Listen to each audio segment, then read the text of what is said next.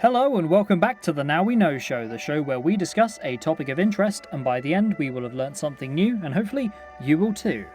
I'm Zak. I'm Buzz. And I'm Jack. And I'm Gollum. And we are talking about Lord of the Rings. everything Tolkien.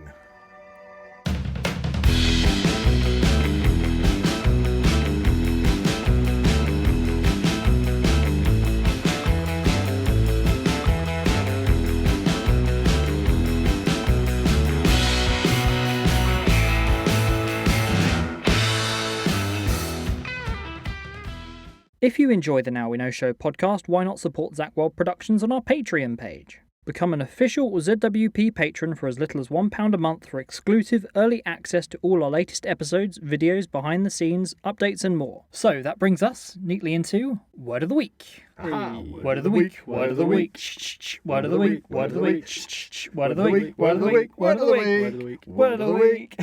Okay. We always got it that time. So, Word of the Week is all about Old English words we don't use anymore. All you have to do is write down what you think it means in the comments. We will then reveal what it means at the end of the episode so you can find out if you got it right. Okie dokie. So, the Word of the Week this week is What is it, Zach? erstwhile. Erstwhile. Yes, erstwhile. Erstwhile. Yes, erstwhile. Spelt E-R-S-T-W-H-I-L-E.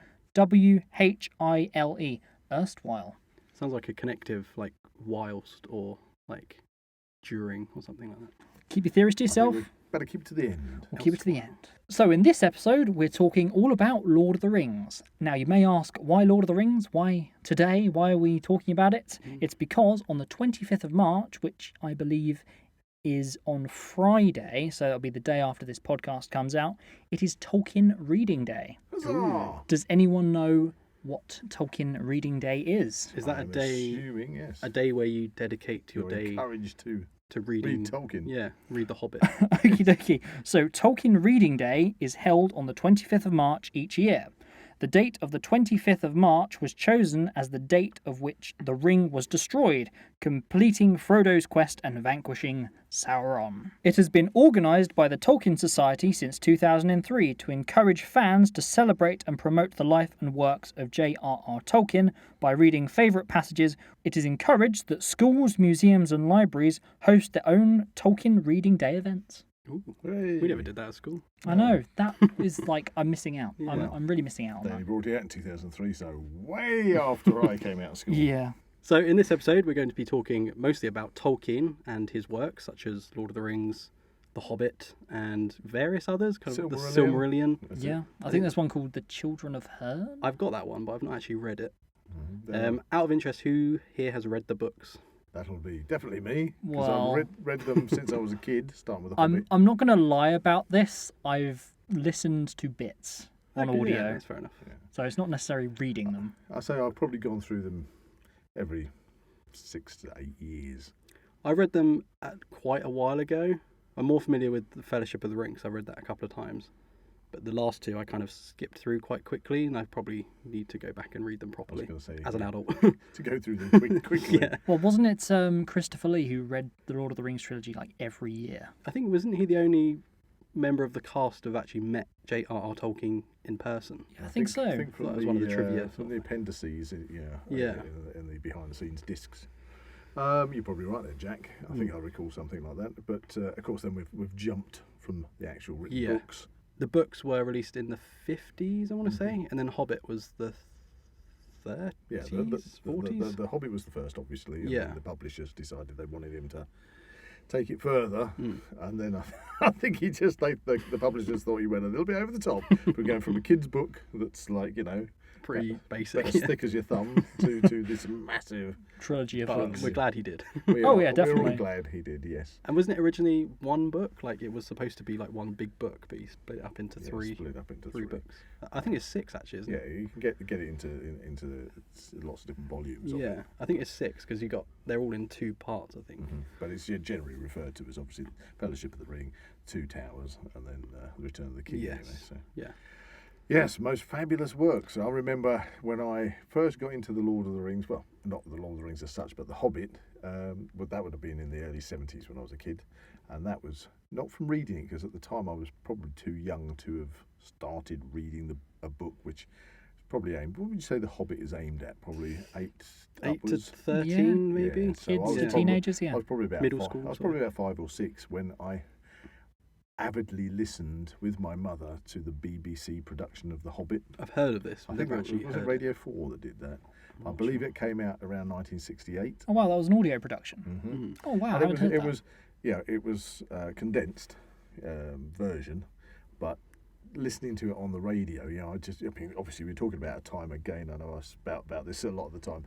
You only have about, I think 3 channels on the TV back in the early 70s, and you had the other things that you listened to with the radio, and listening to things like later on, which would have been Radio 4's production of Hitchhiker's Guide to the Galaxy. Brilliant. So you listen to these audio adaptations, and they just kind of bring you in and get your imagination going. And when I listened to The Hobbit as a child, it really was a magical experience. You're just sitting there, the lights are down, the radio's on, and you just drift into this Well, world. hopefully it'll be better than the animated version of The Hobbit that me and Jack watched. That was weird. I've got to That say, was weird. I haven't seen that. That's El Hobbito or something. Well, we call it El Hobbito because the DVD I got's in Spanish. It's actually just called The Hobbit. was it actually in Spanish? There is a Spanish version. Yeah, I know, but when you watched it, was it in No, we Spanish? found the English version. Okay, Yeah, I've yeah. never seen that. I've seen the have to- pictures. yeah, we'll have I've to seen, bring I've it seen The the animation of some of the dwarves is very freaky. Yeah. Okay.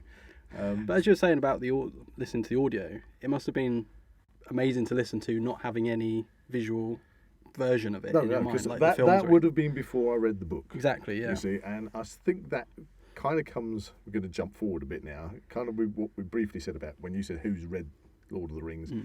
We'll use that term as covering like The the saga, Hobbit the onwards, saga, the yeah. saga. But obviously, you've admitted you haven't read it. Oh, You've listened well, to some of the audio. I've read the Didn't you read the graphic novel of The Hobbit. Right. Okay. That counts. Yeah, that counts. But yeah, the main like Lord of the Rings, you haven't. I've read a bit of The Hobbit. And I think an awful lot of people base their idea of Lord of the Rings nowadays on the Peter Jackson yeah.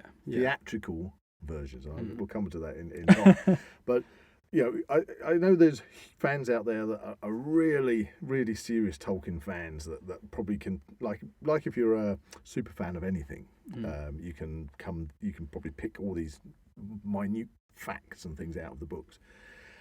But we mustn't forget that the planet is populated by like 8.5 billion people, and actually, in reality, a majority of those have never read Lord of the Rings, have no interest in reading Yeah. Lord of the Rings, and will never read Lord of the Rings. But watching Lord of the Rings, Watching them, that's Universal. that's isn't it? kind of Yeah. universal.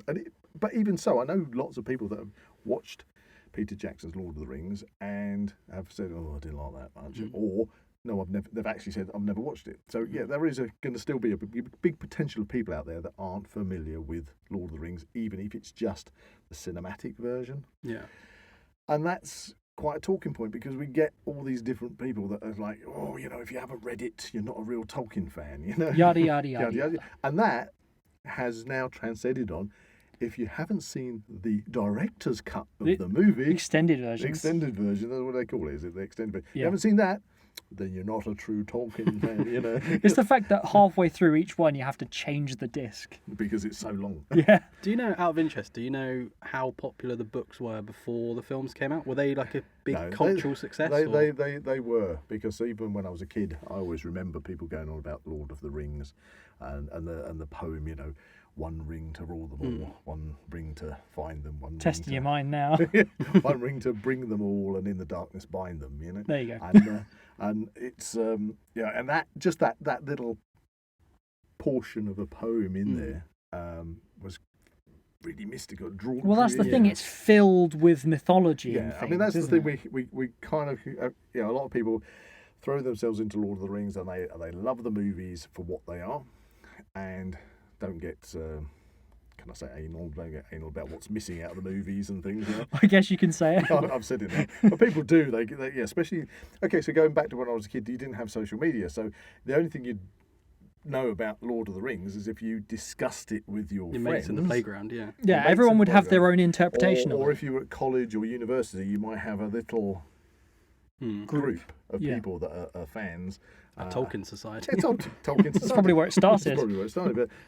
But nowadays, you know, it's boom. It's all over social media, and people are hating all this and hating all that. And we'll get to that. There's liking too. There's liking too. There is liking. I But mean- you feel in social media, I get a bit fed up with reading things because there's so much Negativity. and you think, oh dear me. Anyway, we'll talk about Especially that as we towards go the Rings of Power. I mean, we should mention as well, before we even had the films, we had the Bashki animated film. of Now, Lord of the I really Rings. like See, that. when that came out, I think was it late 70s? late 70s. Yeah. When that came out, I loved it. And Mm. it was because by that time I was familiar with the Lord of the Rings. You know, it's like if you had a favourite book yourself, well, say Dune or something like that. Yeah. Obviously, Dune, they brought out the original movie. The David they did, Lynch one and then then they the new brought one. out the new one. which Dune they're doing at the podcast. moment. If there's a book that you really like, and then suddenly you hear on the grapevine, you read an article in the paper, because you wouldn't have obviously seen it on the computer, because we didn't have computers back then as in the way we do now. We didn't have the internet. So you would have read an article and say, oh, they're making a Lord of the Rings movie. And of course, you're going to go, wow, I want to see that. And I really enjoyed watching that movie. I know it's not everybody's cup of tea, but I kind of liked it because I still felt that the movie had that magical element to it. Some of it wasn't perfect in my mind. You know, like the fire from Isengard is in the movie. It's kind of like multicoloured fireballs flying through the air and things like that. You Oh, know? right. It's a bit weird, a bit psychedelic. Well, don't they call it Araman? So they call it Saruman He Araman. switches Yeah. midway through. yeah, I do remember that bit. Battleman. But I did like the way. Obviously, you've seen it, Jack. Yes, yeah. So I like the way they had the orcs, which were generally sort of like black in Yeah, the way they were like presented, silhouetted. and They're kind of silhouette like purply with eyes. purpley red eyes, and they were actually people that were dressed up, and they kind of somehow layered it over the top of the animation. Yeah, it was very stylized, wasn't Yeah, it? and I kind of. Maybe it was See, something. I think Maybe it it was was- something at the time, but I liked that kind of odd style. The I way think they it was did it. CSO, wasn't it? And they used a lot of it in Doctor Who at the time as well. Yeah, and I actually enjoyed it, but I know that some people now look back and go, "Yeah, this isn't brilliant." Yeah. But by all means, chip in here because Well, there's also the Russian version of Lord of the Rings that came out in the 80s, Oh, which you can yes. watch on YouTube. Which Oh wow, is that live action? Yes. It's very, very weird. I haven't seen that one. I take a lot of creative License. license with that Well, one. I was going to say you've got a lot of versions of Lord of the Rings. We Yeah. now know what we're You've going to do even- after this You've even got the podcast. adult one, Lord of the Strings. Or Ooh. Oh, Lord of whoa, the whoa, G-string. whoa, whoa, whoa, whoa! It's not that type of I know, podcast. but I'm just saying that when you consider works of Tolkien, they've been I coloured. don't think that's works of talking. I quite enjoyed it. I watched it What 3 times. What I was going to say was, although it actually was a very funny movie, but the thing is, Tolkien has become so popular Yeah. that even Yeah. those kind of movies Fan jump on it. productions. But Jump on it. again, I think that particular one was based on the films, wasn't it? So it was after the success of the films that have kind Peter of Jackson, yeah. put it into like the pop culture. Yeah. 'Cause everyone sort of, even you'd had at the time, people would sort of parody it and make sort of sketches out of Lord of the Rings and make fun of the films, and it was that sort of cultural success. Oh, I love that. You talk about parodies and sketches. The one by School of Rock. Jack Black, Jack yeah. Black's Yeah. version Oh with no, the- that's hilarious. That is, if you haven't seen that one, look it up on YouTube. That was really Council funny. of Elrond. Council of Elrond with Jack Black and Oh. Buffy the Vampire Slayer, whose name escapes me. But yeah, that was really funny. But yeah. So you've got these, but then of course the popularity of the books before the movies, the popularity of the books stemmed people wanting more, Yeah.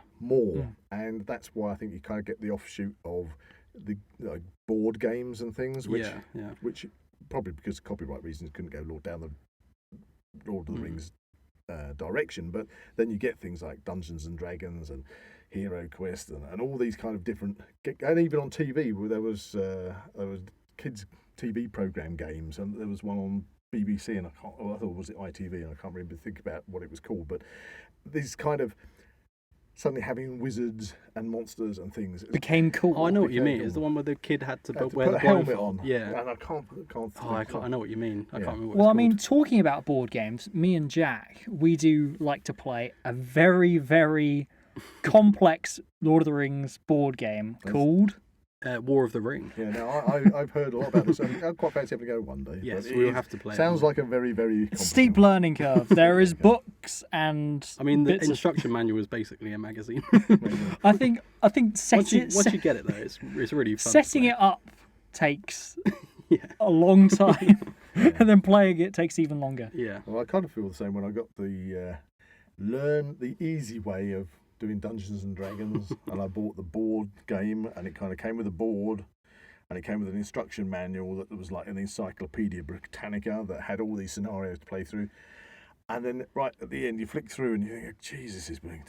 And then it says, "When you learn this, you don't need this." Yeah, And yeah. I didn't get to the end of it. Trust me, just play Hero Quest. Okay. Hero Quest, that's the game to go for. I noticed what you said about it being like in the fantasy genre. I think it is probably one of the biggest, if not the biggest, sort of staple in the fantasy genre, especially with films. Obviously, if you think Yeah, of, well, you've got The Hobbit. you think as of well. even Game of Thrones, George Yeah. R.R. Martin was inspired a lot by Lord of the Rings. Yeah, would Game of Thrones, the series, actually have come out if it weren't for Lord of the Rings? Well, the books were very much inspired, weren't they? It's difficult not to associate things, with J.K. Rowling and Harry Potter. There are so many reflections in that of Lord of the Rings. Lord of the Rings, as well as lots of other mythology. And let's just focus on Lord of the Rings for a moment. Even with Tolkien, he's taken all his inspiration from Norse mythology, Germanic mythology, things like the Anglo-Saxon Beowulf, the legend of Sigurd and Gudrun, and the Volsunga saga as well, which is a Norse saga. And you have all the ring giving in the Norse mythology, where people give people rings, and there's dragons and Oh, that's really all sorts. interesting. And so he takes upon a lot of that.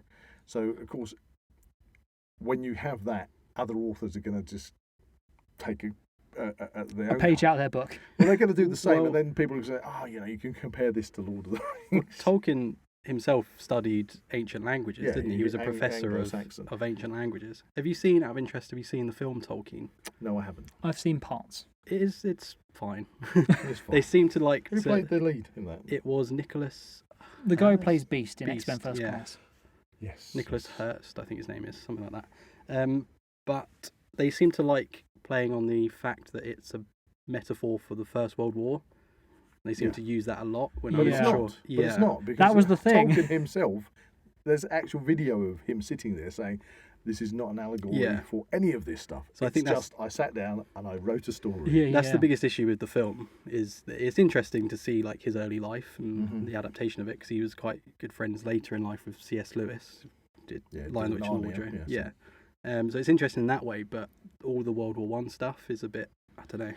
It's kind of up to It's your looking for interpretation. reasons, yeah. You can see why people think that though, because when he was obviously in the trenches, and he witnessed all that, and you can only think that somebody that's witnessed all that is going to write it into their text. Yeah. They're going to have reflections of their own experiences. Write what you know and everything. Yeah.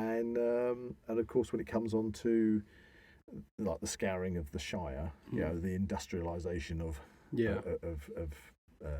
UK, where factories are tearing down forests and building. Yeah, people are going to see that. But he did say himself it wasn't anything to do with that at all. Yeah, you can I draw think- conclusions and things, but he did say, Yeah, 'Cause I think in the I think that's pretty conclusive. It's from the horse's mouth, so to speak. Yeah, I think they talk about as well, because they talk about the relationship between Frodo and Sam being like an officer And a and Batman. a Batman.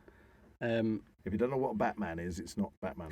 I was literally thinking of Michael I Keaton. thought I might just jump in there. A Batman is somebody who basically runs around behind the officer, a bit like a butler. Yeah. Yeah, so Like he's So very like, it's personal like assistant. making Baldric. sure, making Yeah. sure his uniforms are all pressed, that his shoes are polished, that everything that he's doing is done, and Yeah. they have such a close relationship that Batman would do anything for the officer, lay down their Yeah. life to protect the It's officer. Baldric. Yeah, it's and they play on that in the film, and I think I might be wrong, but I'm pretty sure they even call the Batman Sam.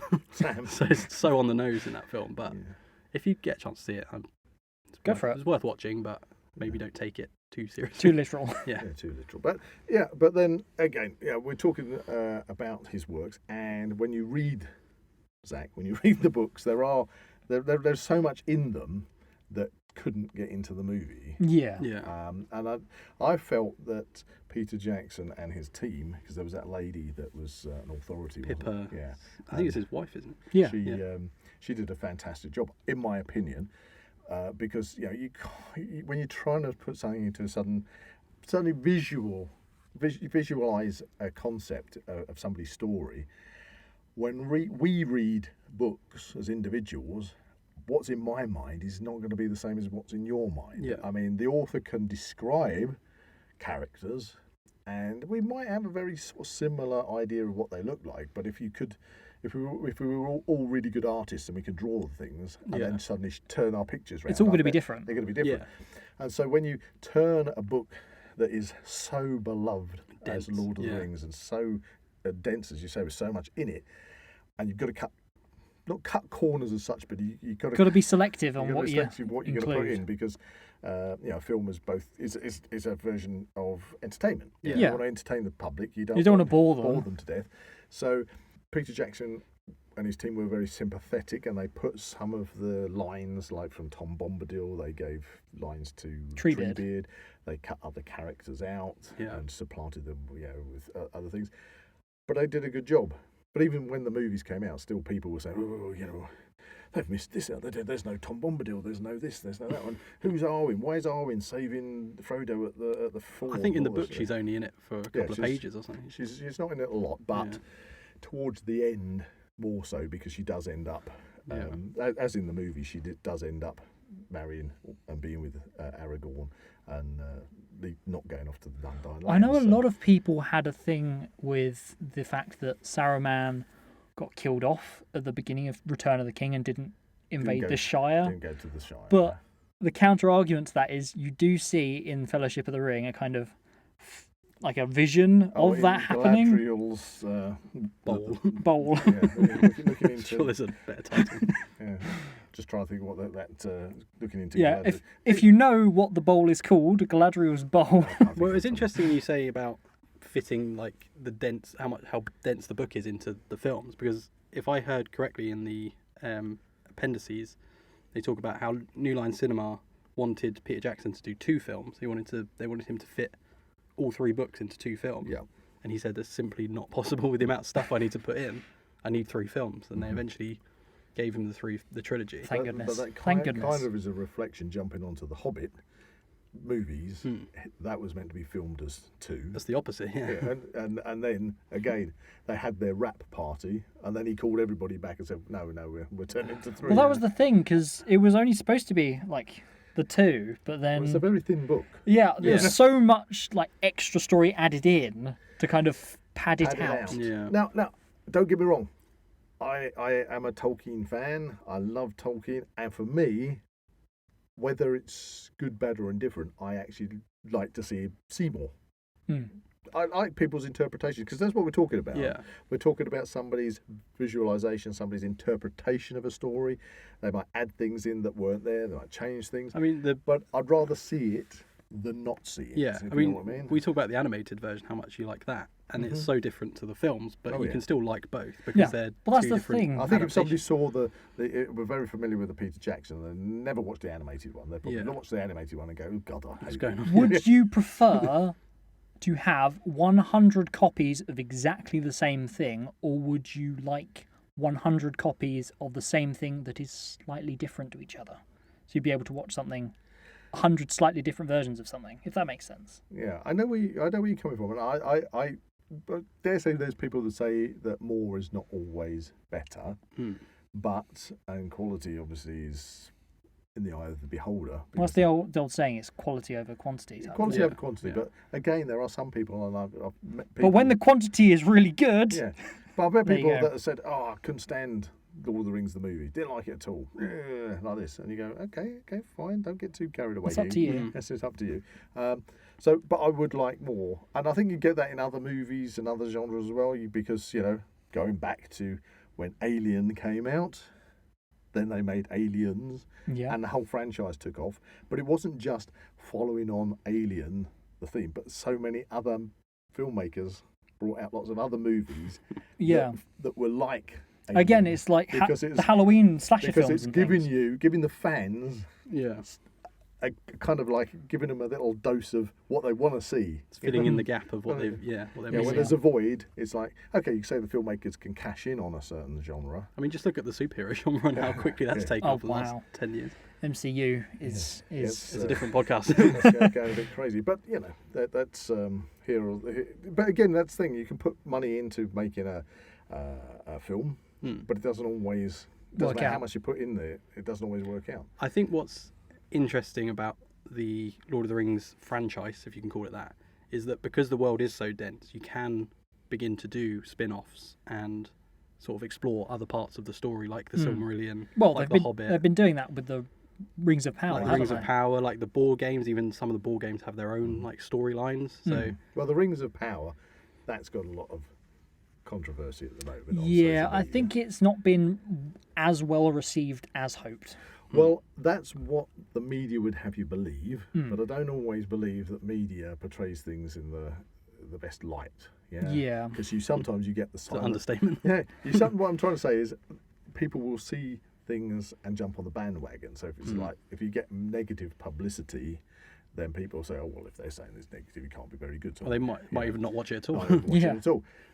But you can still have a silent majority Yeah, that are definitely. silent, that really love it, but they don't feel a need to be tooting their horns over Yeah. it. And when you look at feeds, which I do on social media about it, you get a lot of people that go, oh, this is terrible. This didn't happen and that didn't happen and they've changed this and they've done that. And you go, okay, that's fine. That's fine. When I watched it, I enjoyed it. Yeah, I prefer For to what have it was. it. I prefer to. That's what I'm saying. I prefer to have it than not have it. But what I liked about it was, from the onset, was the fact that they kept that feeling of Peter Jackson's Lord of the Rings. They hadn't gone over the top and changed all the architecture. Yeah, well, for the elves. Balrog looked pretty much the Yeah, same. so it kind of, from that perspective, it fits in with the feel of Peter Jackson's Yeah. Lord of the Rings. But I can understand people are negative against it. But at the same time, for me, that old adage that my father always used to say, if you can't say something nice, don't say anything at all. The point is people say, oh, they should cancel it straight away. They've wasted all these millions of pounds on it. They've done all this. It's awful. I can't bear watching it. And you think, well, hang on a second. If it means that much to you, why are you bothering watching it? And why are you complaining about it? And also, it doesn't change anything that's come before. Like, it doesn't Exactly. change No. the books. It doesn't change the Peter Jackson films. They're all still there. They're still exactly how you love them. Exactly. Just this new thing. It doesn't change It's any not of that. changing your life. It's just as an someone individual. else's version. It's somebody else's interpretation and vision, and you can like it or not like it. But I don't really see this point of arguing that it should be cancelled and it's Yeah, it should be removed from the Removed. streaming services and it's everything. sacrilege. I mean, from some of the posts that you read, you kind of feel that these people feel they are in touch with Tolkien from beyond the grave, and only they know He's coming what through he, to me. He's telling me it's not right. only they know what he Yeah. would think. But if Tolkien was alive today, he may just as well say, "Well, actually, guys, I like the way This is kind of how I envisioned it. Yeah, I, you- I did this, and I would have written it that way. Well, if I'd had that was the chance. thing. Or he might have said, "Well, it's not how I would have done it, but yeah, it's a good attempt." Yeah. You And it's know, in the world 20 I created. 20, 30 years from now, you think about it, you had that animated version of Lord of the Rings, and then years later, Peter Jackson comes on and does it. Equally, you can have the Rings of Power, and then 20 years from now, you could have somebody who has a complete revamp and does it all over again. There you Well, go. There's talks of it, isn't there? And so what we're watching now is kind of tantamount to being the animated version Yeah. of Lord of the Rings. Well, I think But I'd rather have it than not have it. so. The thing with the Rings of Power is, I think that a lot of people had issues with the fact that they were adding in stuff that wasn't in the books. But the fact is that the actual producers of it only had the rights to about 150 pages of something. So they can't write about stuff they haven't got the rights to. Yeah, but they can't just stick to that. They've got to pad it out with stuff as well. Yeah, I mean, people didn't like the way. I don't want to do spoilers for people who haven't seen it. But, people just didn't like certain things about it. But equally, I read things where people say, well, actually, I really love it. And for me, I'd just rather have it than not have it. Yeah. So talking about films, books, whatever, what is our favourite parts? Like, personally, our favourite parts of Lord of the Rings? What, as in As the books. the books and the films, or? Are we talking about Open scenes, or- to discussion. Scenes in the films, yeah, that'd be great. I liked, again, you've got to go to the extended version, Yeah. because in the extended version there are bits where you have Treebeard with Pippin and Merry, and a tree starts to pull them down into the ground, and that wasn't in the theatrical, was it? I'm sure it wasn't. No. And then Treebeard steps forward and says, "Oh no, go to sleep, Drink water. Water, eat earth and stuff. That was a homage to Tom Bombadil, because in that the hobbits they're almost taken underground and killed by a character called Old Man Willow, a willow tree that is alive. Because in obviously Lord of the Rings we have Ents, and the trees move as well because the trees come to Helm's Deep. The whole forest moves, which is reminiscent, if you like, of Shakespeare. In Macbeth. Where the forest moves. No, He sorry, I looks out can't into tell the you. forest and But anyway, the forest does. In Macbeth, it's not the forest itself. It's people that are all camouflage themselves with branches and things. But Spoilers. It looks like the Spoilers forest. right there. I think spoilers for a Shakespeare. I think Peter Jackson. But I think Peter Jackson actually comments, didn't he, in the appendices, that he went to see a play. Yeah. And because he was familiar with Macbeth as a child, he wanted to see this forest move, and he was really disappointed because a few actors had twigs glued on them. Green blankets. And so he sort of went, "No, when I do that movie, the forest is going to move." That was the inspiration. But that scene for me, because I did like Tom Bombadil in Lord of the Rings. Yeah, for me, I love that scene because it introduced a homage to Tom Bombadil. Yeah, he hasn't gone forgotten. No. But again, there's this kind of you can read people's posts about Tolkien's work, and I've seen people who have said, "I don't know why Tom Bombadil is even in the books, because he's an awful character. He's useless. Doesn't do anything." But isn't he also really powerful? He can just take the ring and throw it into the. He takes the ring, looks at it, gives it back to Frodo. Not interested in it at all. Yeah. And that's the thing, because I don't think you can argue that a character like that can't be in Lord of the Rings because he's really boring or doesn't add anything to the story, because the author himself wanted to add that character in, wanted to write the character in. It's a book. You can do whatever you want. He's got his reasons for doing that. And I think, I'm not trying to think what Tolkien was thinking about Tom Bombadil, but Tom Bombadil kind of encompasses everything good that nothing affects him. Yeah. I think Gandalf even says that can't leave the ring with Tom Bombadil because eventually the evil will sort of seep his way in, because he's not 100%. He's vulnerable. He is vulnerable, but the point is that he's a character which is all good in the world. He's one with nature. He is happy. Just happy. Yeah. And that's the other thing that I think there is a key there. There's a little bit with Tom Bombadil. If you're not familiar, are you familiar with the Tom Bombadil? Sort of. You seem to be the Tom Bombadil expert over here. But with Tom Bombadil, they meet him. He saves them from Old Man Willow. They stay with Tom Bombadil for a while, and then when they leave, he kits them up with some stuff. Off they go, but they get caught in the Barrow Downs by Barrow White, which is like this. Not Barry White. Not Barry White, no. With a big deep voice, sung to them, and they all sort of, "Oh, what's this here? We love you, Barry." No, so the Barrow Rites, because barrows, where they bury the dead in Stone Age times. So is this a bit that's not in the films? Not in the film, and the mist comes down. They get lost. He's already warned them, don't go across this area where the barrows are.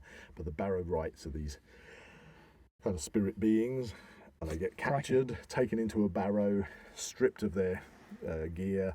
They're laid out in white shrouds and laid down to be dead, to basically end up being the dying in there and being left in the barrows because the Barrow Rites have caught them, you see.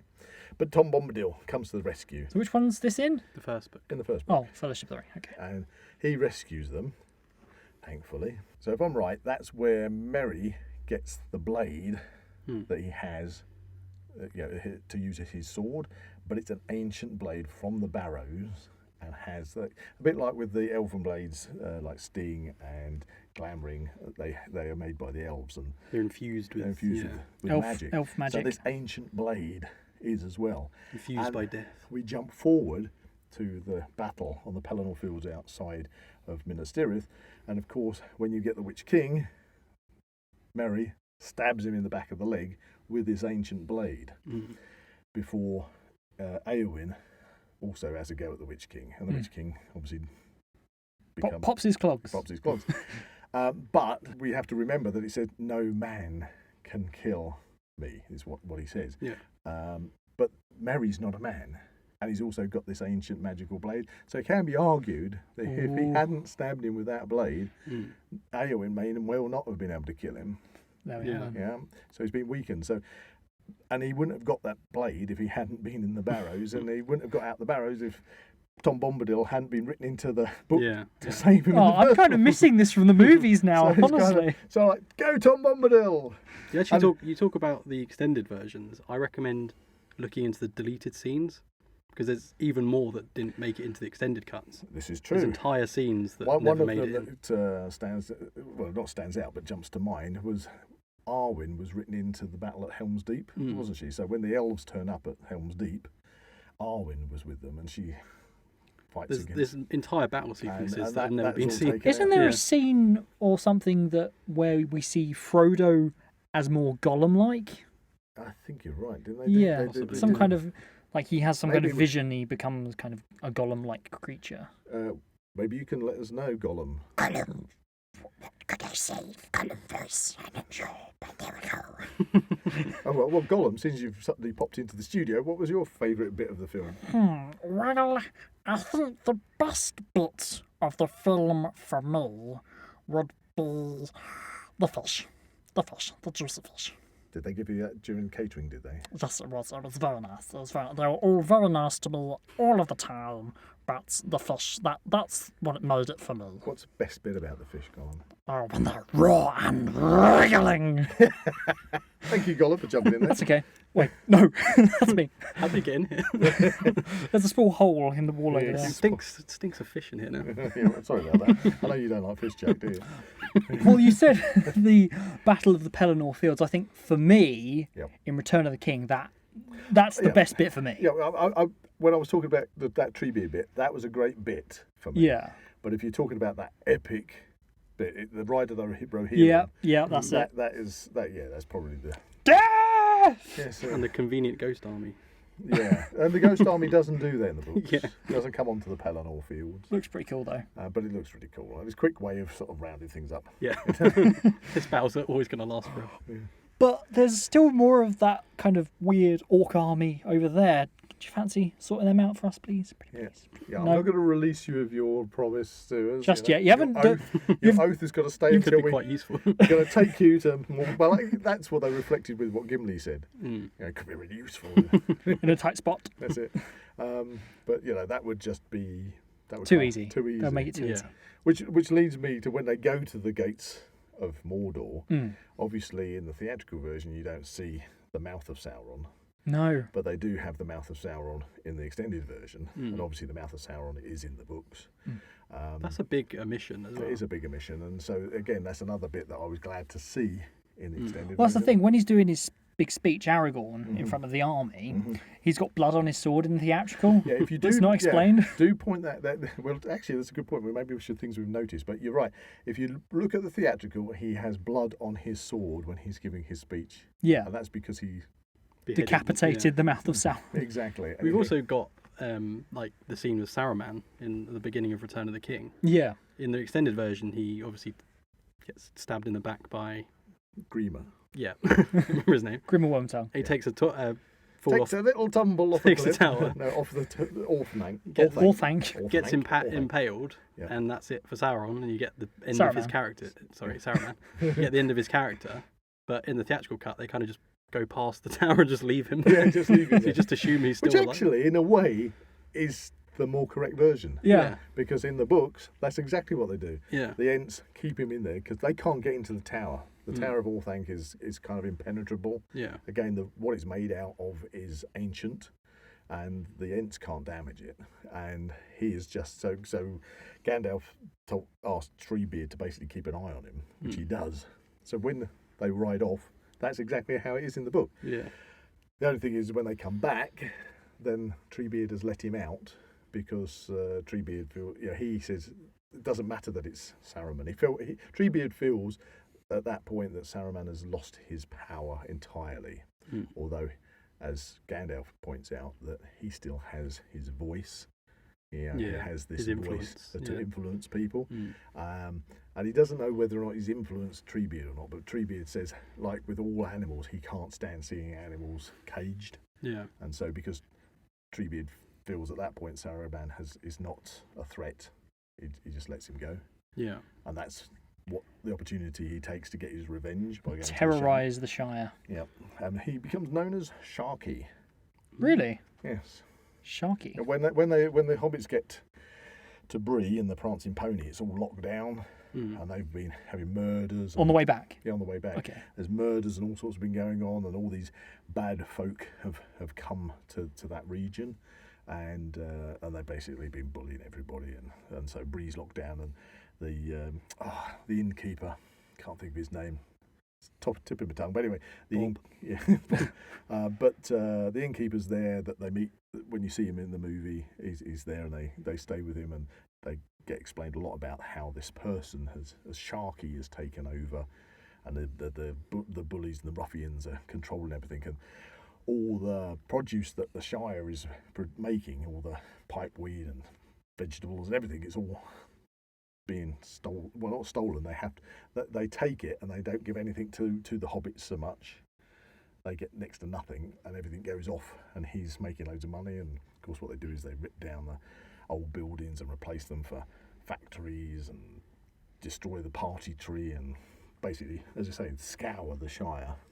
But one good thing is when they're at Bree, Bill the pony found his way back. Did he? Yeah. I honestly thought, You need to read the book. right, watching the animated version, I'm pretty sure it's implied that Bill the pony gets eaten by the Watcher in the Water.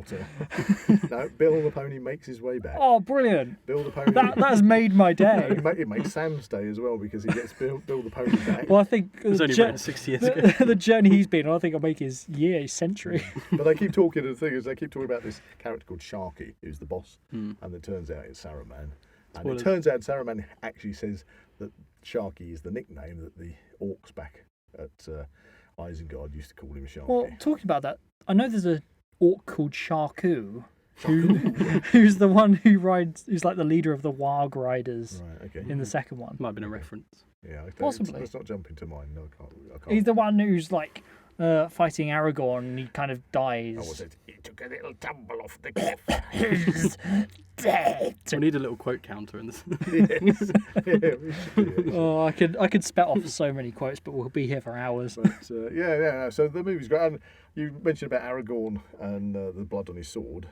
Yeah. But do you remember when they're hunting the orc pack that have taken Pippin and Merry, Yeah. and they're going across the Rohirrim, the land of the Rohirrim. Yeah. And Rohan. Rohan, thank you. They go through Rohan, and then they come across. Aemir. Thank you. Boom. They come across Aemir. I know things. No, you do. They come across Aemir and his horsemen. The Rohirrim. Part of the Rohan. The Riders of Rohan. Riders of Rodan. I said Rodan. Suddenly we've got Different. Godzilla coming in It's there. Godzilla Day in Totally. November, okay? Okay. So anyway, so he meets her, and which half of them, or quite a few of them, are actually ladies with beards. But do you remember that bit where he's just about to ride off, Yeah. and his sword falls out of its Yeah. scabbard, And that makes it. and he still rides off. But if you've never seen it, it's in the theatrical version. Yeah. His sword slides out of its scabbard as he rides off. Yeah, it's really So, funny. okay, I think they missed that in the editing there. You see with him turning up to battle and not knowing where his sword Where's is. his sword gone? Or maybe they noticed it in the editing, See a but they peasant- only peasant had go over and pick it up. they only had that cut to That use. cut, yeah. So I mean, maybe. Yeah. Well, that's probably what happened. Yeah. But yeah, his sword slides out. It's one of the, have you guys seen any other kind of like little bits you've noticed in it that Well, there's the classic one of Viggo Mortensen where he kicks the helmet and breaks breaks his his toe. toe? Yeah. Ah! Yeah. Because if you don't know that, when he does kick that helmet, they filmed that a dozen times, didn't they? Yeah. And then on the final one, he boots it, I and didn't it realise actually it was yeah. breaks his toes. I think they said there were foam ones that he should have kicked, but he actually kicked one of the metal ones. And he breaks his toe, and when he screams in anger, it's because he's staying in character, but it really hurt because he broke his toe. And that made it to the And film. that's the one that's in there. He's actually broken his toe at that point, Brilliant. which is fantastic. Also, I like the part of if you don't know, on the sort of the Blu-rays, I guess they're on DVD as well. The extended versions, they've got the appendices with them, and that's like a big, And like, I agree. That is just so hours and hours of just Hours. making so, of. so worth. And for me, I love It's like a film I'm working on at the moment, which we're producing. I'm dealing with all the costumes, and the costumes in that, when you see the appendices and the Weta Workshop, and they're making the costumes, and you see that with Theoden's armour, the red leather inside the armour, inside the chest plate, is all engraved. All the leather's been engraved. You'll Wow. never even see You it. never see it. You think the hours of work that went into that, you never see it. And one of the things that stands out to me, I was going to say, was the Helm's Deep set, because they built That was built in a quarry, wasn't it? they built part of a full-size Helm's Deep to do obviously all of the actor bits. Then they built a slightly smaller version which they could do when they broke it apart and blew it up. And then they did like a tiny version which they could use for planning and everything. So they built 3 different versions of Helm's Deep, and you can see all 3 of them in the film. So if you're interested in like set design and things, it's definitely worth watching. Yeah, I love those. Has anyone seen the appendices on the Hobbit films? Because I know that they continued that. Yeah, Onto them. they did on The Hobbit. The best, I haven't watched them. the only bit you should watch of that is Ian McKellen falling asleep on set. He's sitting in Rivendell at the table, and he's surrounded by green screen, and he's just sitting there like dressed as Gandalf at the table, falling asleep. While And, they're actually they're about to shoot. they're shooting. And Peter Jackson's sitting on the monitor, and he says, "We should just shout action and wake him up." So it's only worth watching for that. Oh, I'm gonna have to watch that. Because moving on to the Hobbit, the movies. Again, I like everybody would have seen the theatrical versions. And again, I say, if you haven't got anything good to say about something, don't say it. But we're talking about pluses and minuses on these things. I just felt that they were just too heavily CGI'd compared to the original. Lord Yeah, of I the Rings kind of movies. feel like they were rushed a bit. Well, you did get orcs in there, which did have bodysuits on. But you had far more in the trilogy of Lord of the Rings. But in that one, you had a lot of animated Yeah, bad it was guys. very much. Well, I mean, the And it just, yeah. for me, it kind of like, it felt more rushed. yeah. Yeah, Even the sets were green screen a lot of the time. Talking about that, the elves. If you look at the elves, like Yep. the warrior elves. they're only that big, Zach. Sorry. He's like figure of thumb height. They're really I designed. mean, on the TV they're only that The, big. the warrior elves, when they're like standing outside Erebor, Oh, I think I know what you're going to say. they all have the same face. Yeah, I they- mean, come on. crowd replication. They've crowd replicated one guy. Yeah, they all look the same. I Think he tell you got that many paychecks? No, he didn't. We've all been there. We've been there when we've gone and been 3D scanned so that they can replicate you. And you go, well, you're using my image again and again and again. That, and I should get paid for that. On You the only get paid once. interestingly, You should have had an army's wage there, shouldn't they? the job offer I got today said VFX to be Yep. scanned and then shown in the background. I was like, what's that supposed to mean? I You're was just going to take my image and just animate me in the Well, background. that's the thing. They also can chop like people up and Yeah, like yeah. That's what stitch they you do. together with other people. When we've done Game of Thrones and things like that, the House of the Dragon, that's what they do. They switch people's bodies 3D and heads model of around. you. Yeah, You yeah. know. I mean, I've been on. I can't talk because of NDAs, but I've been on one movie that hasn't come out yet, where I was there and having my beard scanned for one character, and I had my hands and my feet. Remember, I'm in this scanning studio, lying on my back with my legs in the air. Sorry. Yeah, no, I'm lying on my back. Well, I wasn't the only guy there because there was a few of us, but we were having to have our hands and our feet scanned. I was the only one who they loved my beard and they wanted me to do my beard. So there, and you're having to put your leg in the air, and I've got an old sort of like mic stand that you're trying to balance your foot on, and then you're having to flex your foot in one way and then the other way, and then side to side. Professional filmmaking, by the way, guys. So it was a really good fun because they get paid for doing that, and then they'll take all those scanned images, and then so I'm keen for when this particular movie comes out to actually see what they did. Spot the body part. Well, I know the character that I was being scanned for, Yeah. Spot the beard. so I want to see what they did with my beard. See what I did there? And I can just say, oh look, there's my feet, there's my hands, you know? And then I can go out and see if I can find the what Yeah. they call them, vinyl, Pop vinyl. pop vinyl. Oh, that'd be hilarious. I can say that's my beard on that one. Interesting. Have you heard about the beginnings of the Lord of the Rings sequel that Tolkien was writing? No. No, I know that recently there's been news of Warner Brothers wanting to Do more do Lord of the more Rings movies. Is that Well, part of that? Is it? I doubt it, because there's only like a few pages. I think it's Okay. like 2.5, 3 pages or something that Oh, Tolkien wow. started writing sequel to Lord of the Rings. His grandson or his nephew or somebody who's been taking a lot of his unfinished I think he stories finished and- a few of the Yeah. like the Silmarillion. I think was a bit of Well, Silmarillion, Christopher Tolkien. Is that it? yeah, Silmarillion is it's one of those books that you get A for effort trying to read that one. Yeah. I'm not being funny. When it comes to the Silmarillion, I've tried to read it. I've got it. It's down the house, but I haven't got my way through it. And I think that what I ought to do is get the audio version because I'll get through it with the audio version. It's one of the things with Lord of the Rings. I do love the unabridged audio book of Lord of the Rings. Yeah. Love reading it, but you listen to the audio book. The one thing you've got in the audio book that you kind of don't get from reading, and this might sound really bad, but one thing that's better from the audio books than actually reading Tolkien's Lord of the Rings trilogy is he writes a lot of songs Yeah. into the books. Mm. So when you're reading it, you have to kind of Sing try to and sing yourself. these songs to yourself if you're reading it. I guess so, yeah. And it doesn't, for me, that doesn't work. Okay, I can't sit there and read a book and then, right now I'm actually reading a song, so I've got to try and sing this song in my head. And it doesn't always rhyme, it's very odd. But if you listen to the audiobook, the narrator does an excellent job Yeah. of singing all these songs, whether they're dwarven songs, elvish songs, or whatever. That's the thing. And We've so- got them in the other room, haven't we? We've got them. They're actually out in the gallery. And that is something I liked from the audiobook because you could actually get to kind of like take these songs on board, which of course don't make any, as far as I remember, they don't make any of the songs end up being in the movies at all. They do in The Hobbit. I think they do a couple, don't they? Might be the dwarves singing. Yeah, the dwarves sing the Yeah. that's what Bilbo Baggins hates. Yeah, that's it. And of course, and in the Lord of the Rings, Misty Was it- Mountains. They do was that it song. who's the one that it was Merry Pippin? Is it Pippin that's at? Yeah, he does the. No, it's Merry that's at Minas Tirith, and he sings the song to Denethor, doesn't he? But is that one that was Pippin, isn't it? Yeah, Pippin Sings is the with song. Denethor, and Denethor? Merry Merry's is with the on the Rohan. back. With Rohan.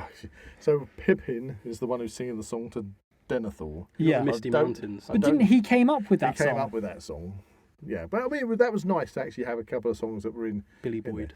But you get all those songs in the audiobooks, so I'd be interested to actually get the Silmarillion to listen to that. But Yeah. one thing, coming back to the audiobook briefly, is that I liked at the end of the audiobook, you get again an audio appendices Yeah. that goes into a lot of depth of everything that happens before, as you were just saying, goes on before the build up to the defeat of Morgoth and then the rise of Sauron.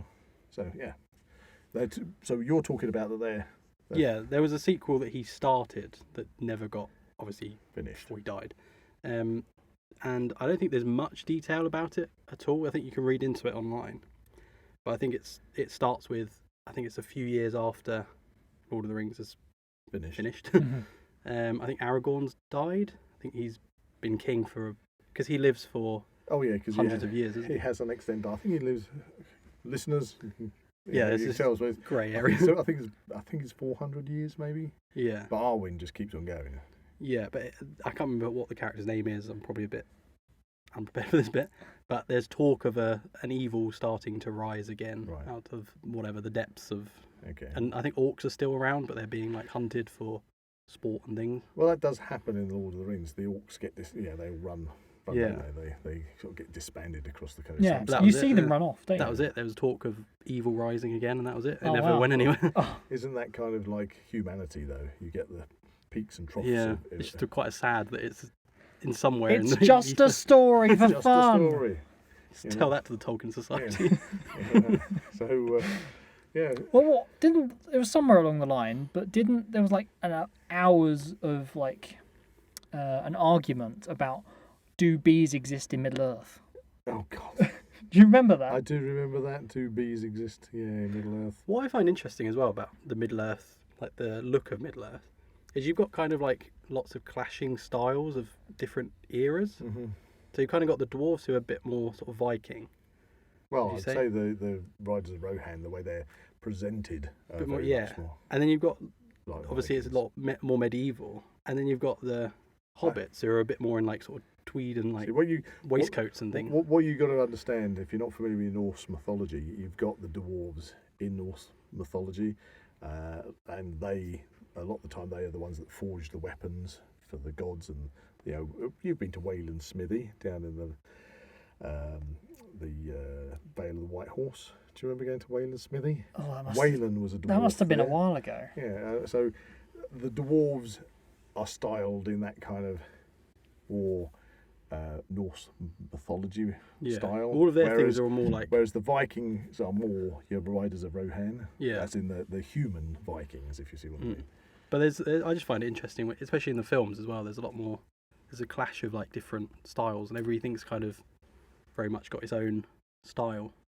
Well, you kind of got to have that. I mean, especially when it comes to movies. I mean, or even TV programs. It's when you got viewers watching. Can you imagine what it would have been like in a battle between Anglo-Saxons and Vikings back in the day, when everybody looks pretty much the same? Yeah. That's where you'd have to do things like tie a particular piece of cloth on your arm or something. Yeah. But when it comes to, I think, what was the TV show that they did, which was who's that author? Is it Bernard Cornwell? Who did The Last Kingdom. The Last Kingdom. Yeah. And they did the TV series. Yeah. And then they had the Vikings come in, and they were having a battle with the Anglo-Saxons. And the Vikings had got their round shields, and then they given the Anglo-Saxons like hexagonal shields, which were completely wrong. But it's because then the viewers can to distinguish, to root for. to root for. And that's what happens in TV and movies. They have to have this specific kind of look and style to be able, so the viewer can tell the difference between who's who. Yeah, I Otherwise understand. it all blends in. Yeah. I understand that. But And that's why also, you have those nations. They all have their their thing. That's even why like their architecture, like the dwarves, everything's really blocky and like angular. well, it's strong and it's built from the rock and the earth. And The it's, elves are kind of more kind of curvy and Ethereal and Yeah. and willowy. nature, And men are just gruff and they're usually. muddy. I mean, what they do is they love humans. They muddy them up. How do you know he's the king? He's not covered in He's shit. not covered in shit. what's that from? Another quote, Monty Python. Oh, okay. Yeah, it's the king. How do you know that's the king? Well, he ain't covered in shit, is he? So who's doing the impressions now? But anyway, so you've got all these. They'd love to make these very different things, and with the humans, they always rat tail their hair by putting loads of Vaseline in their hair and making them look all grungy and awful, and it's like. Weren't Vikings they were quite up on their looks, and they were quite conscious of how they looked, weren't they? They were quite well pampered. They were also very Not clean. They were very tattooed as well. Yeah. Anyway, so you get these distinct. I mean, but we get distinct cultures just in our own cultures in our reality, don't we? So that's, you do get crossovers, but I suppose the thing is, that's what makes these things. I mean, I suppose if you're into doing LARP and things like that, you have your own society that you're with. Well, a lot of that is to do with the imagination and things. You but kind of make it what you will. But they all end up being. There's your different groups. You got your people that are kind of your more merchantsy traders types. That was a LARP podcast. We've got that. You got If your you want pointy. to know more about that, there's an episode on it. Yeah, go listen to that. Big question. I know what you're going to say. It all counts as the same thing. Mm-hmm. If you could pick one of the films, what would be your favourite of the three? Two Towers. Interesting. Mine's Fellowship of the Ring. I can see why that would be my second choice. Yeah. That would be my second choice. Thing is, I was gonna answer Return of the King, but you kind of need the context of the other two to kind of justify the third one. But I think my choice is that the Two Towers. It's the Rohan stuff, isn't it? Yeah, it's the Rohan stuff Helm's and Deep, Helm's Deep, but it's also my kind of Empire Strikes Back of the trilogy. I mean, that makes sense. If you're talking Star Wars, I would go Empire Strikes Back. Yeah. Am I right in saying as well, in the book, the Two Towers book, it's split into two? And Yeah. you get like the hobbits, Sam and Frodo and Gollum. Mm-hmm. And then the second half of the book is all of the Fellowship stuff. Mm-hmm. Interesting. And they obviously in the film they kind of make it. It was very interesting because I know that the end of the second book. This is a spoiler, so if you're going to read the book, spoiler warning. But the end of the second book is the part where Frodo and Sam are like in Mordor, right, and they get attacked by Shelob. Yeah. And it's kind of left on a cliffhanger there. That's where the second book ends. And I was really surprised at that because they only get there in the movies like most of the way through the third one. Yeah. I've just found that really interesting. They did a lot of rejigging of the story, didn't they, to get it to fit, as we said earlier, to make it a narrative that can work on screen. Exactly, They had to change a lot of stuff. which is exactly brings us back to the more recent one, the Rings of Power. So Yeah. I want to ask you, Jack, what do you think of that? Have you watched it? I've seen the first 3 episodes. Yep. I quite enjoyed it. I think, to be honest, I think I was just quite happy to watch something that was Lord of the Rings. I feel like inspired. it's something you got to get into. Yeah. A couple episodes in, then you kind of get into it. I didn't hate it. No. I've not really had any desire to go back to it as much. So But if I go pose that question that I kind of answered myself earlier, would you prefer to have it than not have it? I enjoyed seeing like a different take, and as Yeah. I said, it's something that's set in a universe, in a world that I love, Middle Earth. So it's like anything that's set in that universe, I'll watch because it's a place that I enjoy watching, and the characters I enjoy agree watching. with you. I think that's exactly And the point. mythology as well. It's like you just want to learn more about the mythology, even if it's someone else's interpretation of Yeah, it. because Yeah. you can always go back to the source. I mean, we Yeah. talked about War of the Ring earlier. The point of War of the Ring, if you haven't played it, is that you're playing basically the story of Lord of the Rings in a board game. But the point of that is anything can change. Like the bad guys can win, or Yeah. you can go to Mordor in a different way. Okay. You can take the long way round. Yeah, exactly. You don't have to go through the mines of Moria. Can and you everything. fly there with eagles? Yes, with a very overpowered A card. very specific card So that he always finds. So you He can- always finds that card. So you get it all set up. It's take you 3 hours to get it all organised. And you go, I'm flying on the eagles to Mordor. That is literally what happened. Is isn't it? I was literally- like, bugger, I've lost. That's the thing. There is like a counter card Yeah. of because I usually play Sauron's forces or whatever, and he's usually the good guys. It's all coming out now. But there is the equivalent card for Sauron. Right, so you can send in your winged riders, the Nazgul. Yeah, but it's always at the bottom. I never have He's any been luck. fiddling the cards. I have I've never only used it once. no luck at finding it. He's been fiddling the It's cards. ridiculous. I only used that card once, and it worked. So, Honestly. but anyway, my point was that is a game where, although you're in the Middle Earth and you're playing with the characters from the It gives books, you the opportunity to explore other. yeah. But I'm scenarios. not going. Oh, we'll stop playing this game because it's not how it happened in the books. It's not how it was in Tolkien's writings. You've I think changed it. That's testament to the world he's created, is that you could follow these characters into any situation and find it entertaining because they are such interesting characters. But that's moving on and taking that on board. That's why there's this rumour that Warner Brothers is looking to do more Lord of the Rings type movies, Yeah. but focusing on other characters' backstories. Yeah. I heard the rumour. I don't know whether it's true or not. I heard the rumour that they were thinking about doing a film about Gollum or Schmiegel's backstory before, as he comes up to become. Girl, Up to his I birth. had to crash. I thought I could smell fish. He's come back. He's come back in the studio. Oh man, hurts us. Leave us alone. Smeagol's birthday party. That's what they Sorry call about it. the Smeagol. You know, you should tell that bad Smeagol to go away. That'll help you one day. Go away. God, I'm going to stop now. I'm stopping now. Oh, I like that bit when you say, "Go away." It's gone. How's it go? Gone. Schmiegel is free. There's also you got Getting back in the hole. you got the plethora of video games as well, which I'm sure people probably want to. Do you talk remember about. that? We played a PS2 version of one of them. Shadow of Mordor and Shadow of War? They're Yeah, set. played that. That's good. They're Yeah, I set do remember you before. playing one of those. Not Shadow the- of War was quite good. No, not the sequel. biggest of game players. Not because I don't like computer games. It's just I don't have the time to devote to And we've got just sitting in front of a TV. we've got a Gollum game coming out very Have they? soon in a couple of months. Yeah, Wow.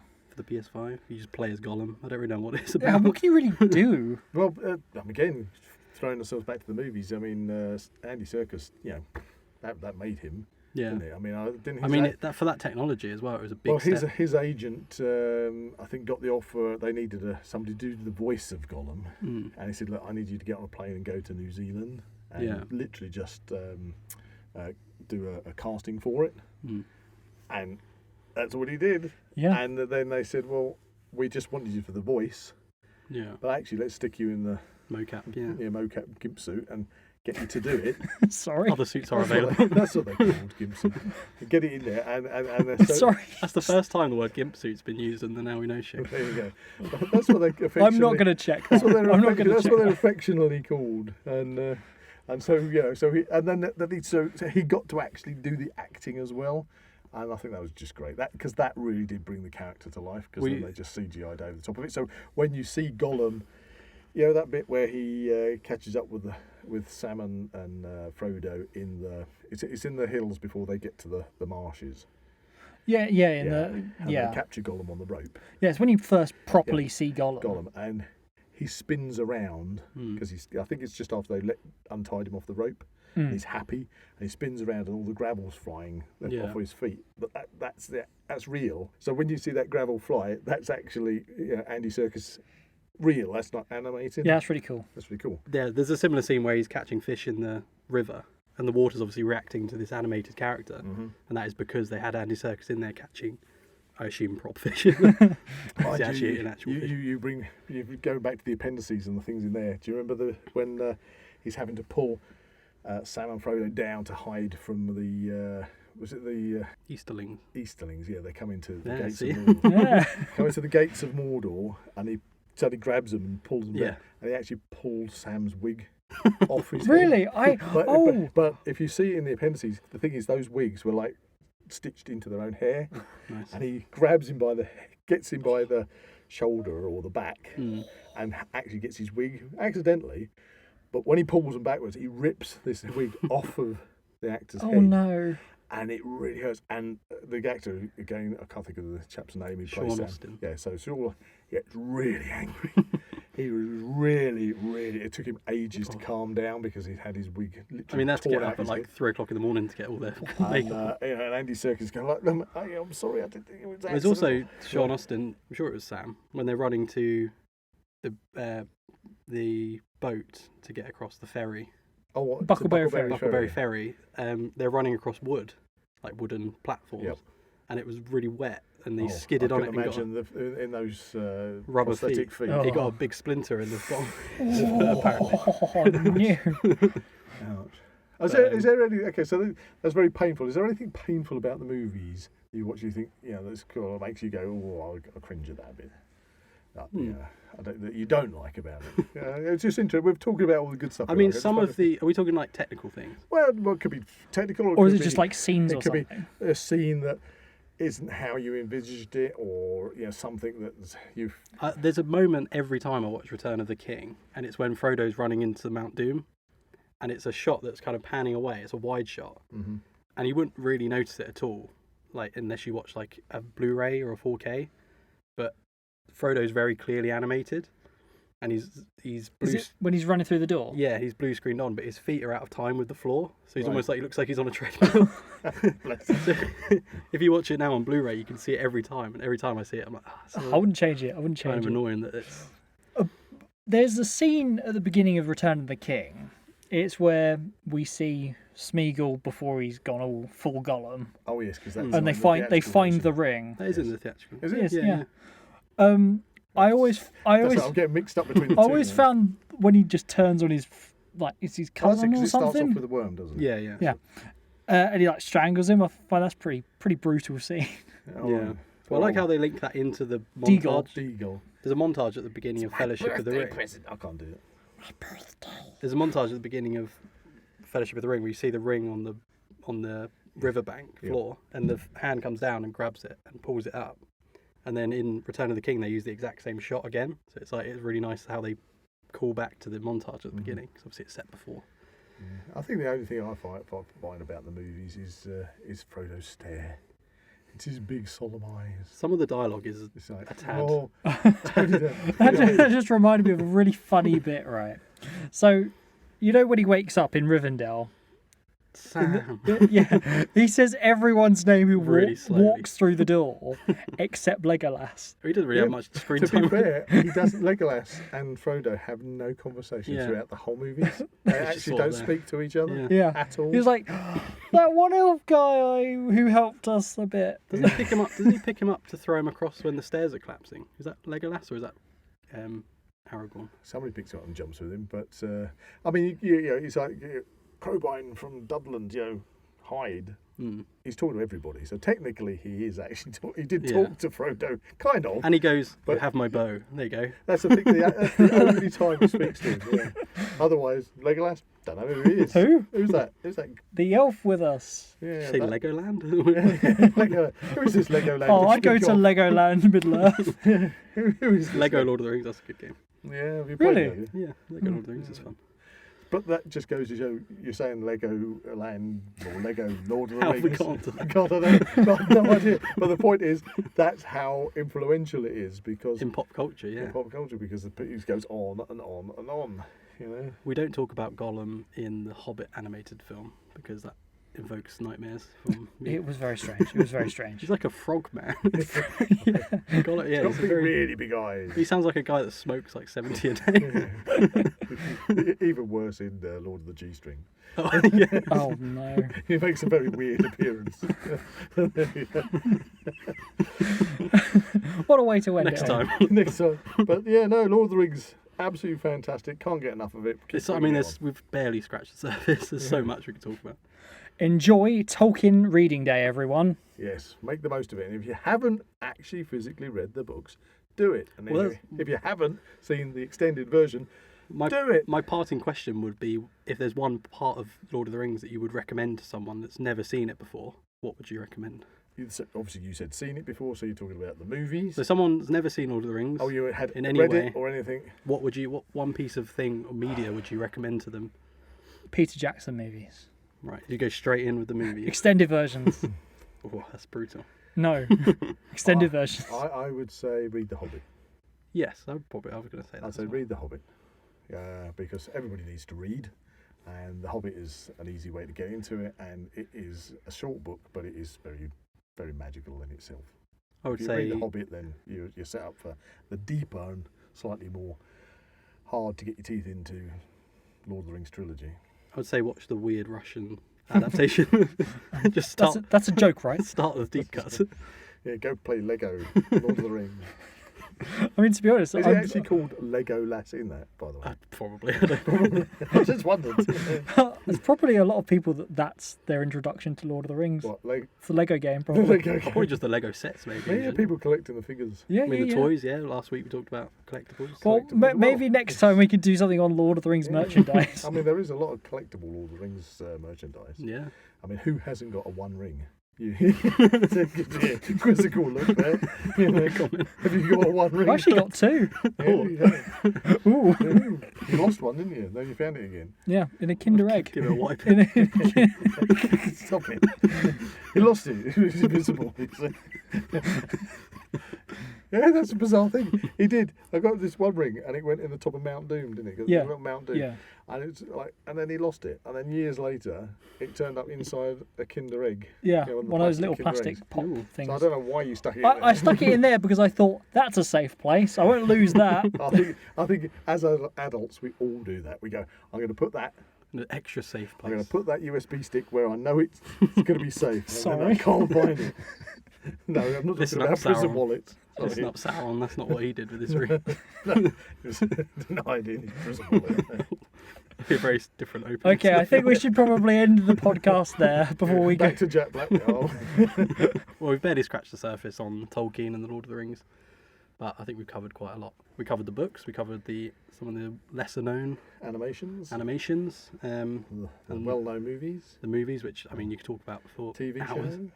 TV show, Rings of Power, the and, future of Lord of the Rings, future. possibly. Yeah. And we'll be back in the future for more discussion. Well, that's the thing. I think it's in September. Hmm. It's Hobbit Day. Hobbit Day. Ooh, we've come Yeah, in with so look forward to that. everything. Everything hobbity. Actually, that's another question. Sorry, if you could be of one race. in Middle Earth, what would you be? Ah, that's a difficult one. Ideally for me, I'd love to be one of the Rohirrim. Totally Viking. But I do also have a little penchant for the dwarves. I'd like to be a Under dwarf, this- but I do like the idea of being immortal. So maybe an elf. You want to be one of them? I could. Princely elf coming into my mine. I could like. I'll crack your skull with my hammer. I could be an elf, but I could like get excommunicated and go and join the dwarves. Join the dwarfs down Yeah. in Khazad-dûm. Yeah. Very short elf. Yeah. What? It'd be a goblin.